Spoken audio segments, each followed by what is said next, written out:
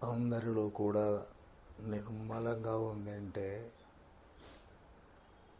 అందరిలో దైవశక్తి పనిచేస్తూ ఉంటుంది. కాబట్టి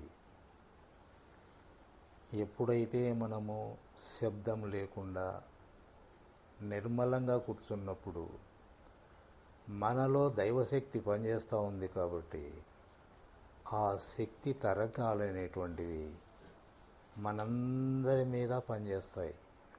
దేంట్లో హెచ్చు తగ్గులు లేవు. అందరిలో భగవంతుడు ఉన్నాడు. అందరిలోనూ దైవశక్తి పనిచేస్తూ ఉంది.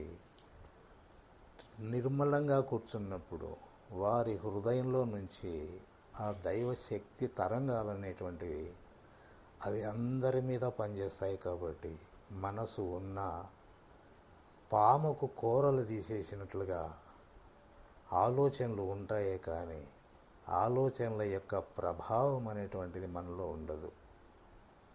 అందువల్ల ఇదే నిజమైనటువంటి జీవితం. ఇప్పుడు మీకు కష్టాలున్నాయా, భయం ఉందా, బాధ ఉందా, సంసారం ఉందా? ఏం లేదు, ఉన్నా లేనట్లుగానే ఉంది. అందుకే దైవశక్తిని తెలుసుకునేది కాదు, మనలో పని చేస్తూ ఉంది అది అంతే. అది పని చేసినప్పుడు మనలో నిర్మలము శాంతిగా ఉంటుంది అంతే.